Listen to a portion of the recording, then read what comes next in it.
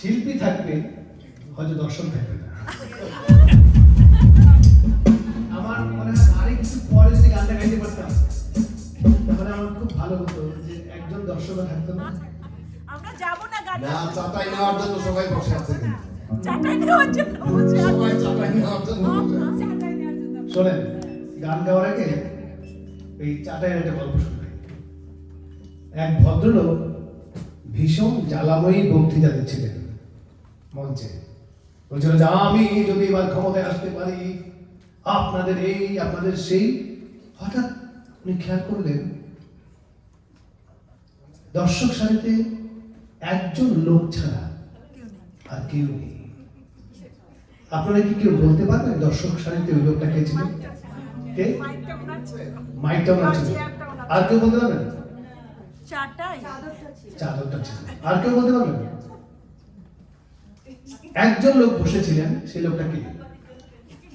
তার ওই যে চাদরটা আছে যার চাদরটাই। আর বললেন মাইক, মাইক করবে তো? আমি জানতাম এই উত্তরগুলো আপনারা দেবেন।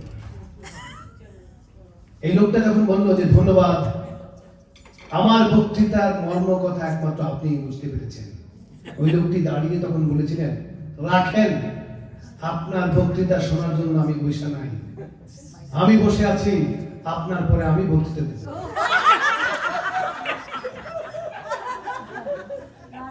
আমি জানতাম যে আপনারা এটাই বলবেন। আমি হচ্ছে সেই লোকটা যে এখনো যাচ্ছি না। সবাই ভাবছে যে আমি কি মন্ত্রমুগ্ধের মতো গান শুনছি। আসলে সবার গান শেষ হলে আমি গান গাবো, সেই জন্য বসে আছি।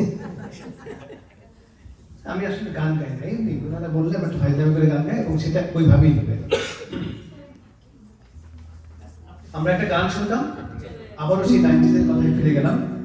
আমি আর টিপু শুনতাম, আমার খুব প্রিয় একজন শিল্পী, আমি জানি আপনাদের খুব প্রিয় শিল্পী। তিনি হচ্ছেন হাসান আবিদুর রেজা জুয়েল। জুয়েল ভাই আমাদেরকে ছেড়ে চলে গেছেন বেশ কিছুদিন হলো।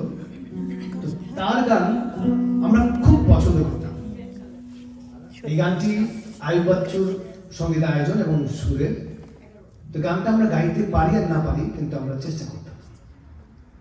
তো লডি ভাই, রুমি ভাই, মিনহাজ ভাই, টিপু ভাই সবাই মিলে আমরা আমাকে এই গানটা গাওয়ায়, আমিও গাই।